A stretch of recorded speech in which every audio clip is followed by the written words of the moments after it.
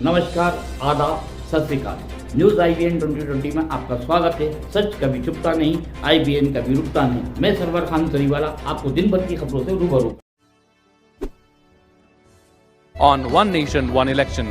Please put your hands and with a round of applause, please welcome Pradnya Bhagat. अखंड महाराष्ट्र के आराध्य दैवत छत्रपति शिवाजी महाराज, मंचस्थ समस्त विचारवंत और एक उत्तम दिशा में आकार लेता हुआ संपूर्ण युवागण।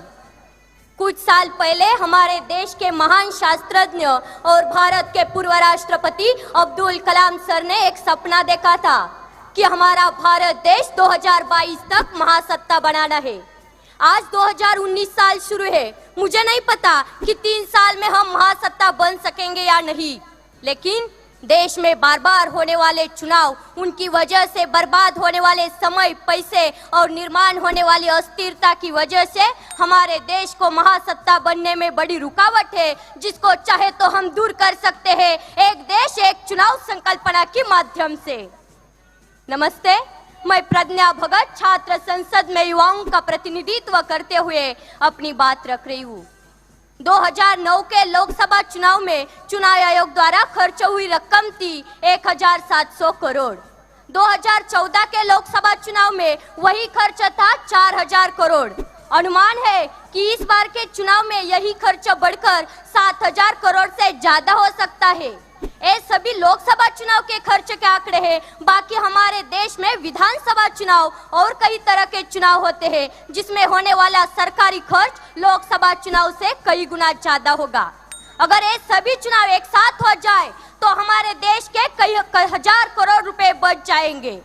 हमारे देश में जब विधानसभा चुनाव होते हैं तब देश के बहुत से केंद्रीय मंत्रीगण, यहाँ तक कि प्रधानमंत्री तक, सब नेता अपनी अपनी पार्टी के लिए चुनावी रैलियों में जाते हैं, जबकि उन्हें 5 साल देश के लोगों की समस्याएं सुलझाने के लिए चुना गया होता है। हर साल ये विधानसभा चुनाव होते हैं और हर साल ये मंत्रीगण अपना यही समय रैली में गवा देते हैं। अगर एक देश एक चुनाव संकल्पना साकार हो जाए तो बाकी चुनावों के कार्यक्रम विपरीत हो जाएंगे। हमारा देश कई हजार करोड़ रुपए से बच जाएगा और 5 सालों में एक ही बार चुनावी रैलियों के लिए जाना पड़ेगा। यह एक बहुत बड़ा फायदा हमारे भारत देश के लिए होगा। ना रुकेगा आचार संहिता की वजह से विकास और ना वो जाएगा प्रशासकीय व्यवस्था के ऊपर। बस इस पूरी संकल्पना में मुझे एक दिक्कत दिख रही है। अगर किसी लोकसभा या किसी विधानसभा में कम संख्या बल होने की वजह से कोई सरकार समय से पहले गिर जाती है या खारिज हो जाती है तो ऐसे समय में क्या किया जाए?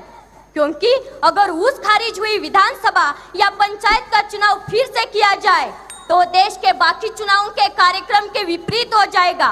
अगर इस विषय पर हमारे संविधान में कोई हल बनाया जाए और हमारे कायदे मंडल की ओर से कोई अच्छा नुस्खा निकाला जाए तो बाकी सब काम आसान हो जाएंगे। हमारे देश का बहुत सारा पैसा बच सकेगा। प्रशासकीय व्यवस्था पर हर बार आने वाला प्रेशर भी भारी मात्रा में कम हो जाएगा और हम गर्व से कह सकेंगे, हम होंगे कामयाब, हम होंगे कामयाब एक दिन। मन में है विश्वास, पूरा है विश्वास, हम होंगे कामयाब एक दिन, हम होंगे कामयाब एक दिन। जय हिंद, जय महाराष्ट्र, जय Shivrai. Thank you very much, Pradnya. I request Dr. D.K. Kharath and Dr. Vrishali Kulkarni to join hands and felicitate and congratulate Pradnya Bhagat. Congratulations, Pradnya, and thank you very much for putting your views on this very important topic in Indian Students' Parliament. A big round of applause, my friends, for Pradnya Bhagat.